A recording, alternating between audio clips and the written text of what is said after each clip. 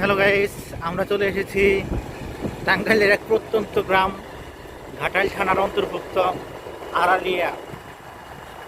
সেই পথেই আমরা যাচ্ছি। তবে চলুন দেখা দেখা যাক সেই গ্রামের রাস্তাঘাট।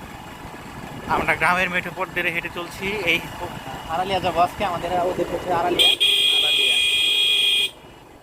এই সামনে একটা খড় নিয়ে যাচ্ছে একটা ভ্যান গাড়ি।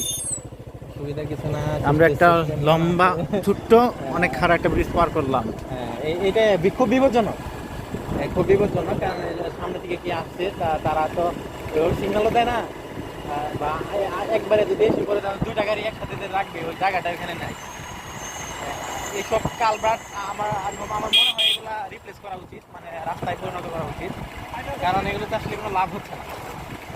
যে পানির যে ফ্লোটা ঠিক রাখার জন্য বর্ষাকালে এগুলো দেওয়া হয়েছে, আসলে ওই রকম যে কাজটা সেটা হয়তো বা এখান থেকে পাওয়া যাচ্ছে না, কিন্তু তারপর ওইগুলো দেওয়া এগুলো রাস্তার একটা আবর্জনা বলে আমি মনে করি। মাইক্রোফোন দিতে মোটরসাইকেল ইয়েতে কিচ্ছু শোনা যাবে না। মাইক্রোফোন তাই খেয়ে তোর কানে। তাই না?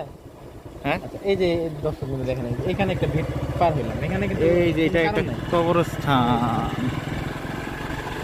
আমরা আস্তে আস্তে দুর্গম রাস্তা থেকে অবশ্যই করছি। আমাদের কিছু রাস্তা হয়তো বা আমরা আপনাদেরকে ভালো রাস্তায় নিয়ে যেতে পারবো, তারপর থেকে শুরু হবে আমাদের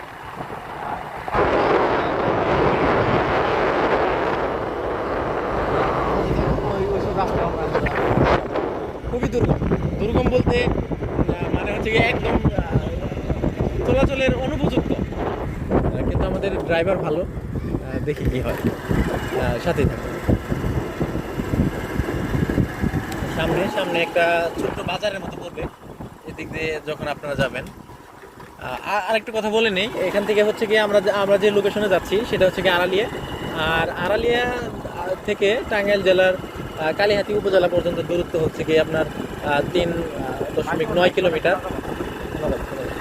3.9 কিলোমিটার এইটুকু রাস্তার মধ্যে, অথচ যাওয়ার কথা 3 কিলো রাস্তা হয়তো বা যাইতে হয়তো 15 থেকে 20 মিনিট সময় লাগতে পারে, কিন্তু এখানে আমাদের খুব সুন্দর জায়গা, তাই না? একটু সময় বেশি লাগে। করে দেখবি।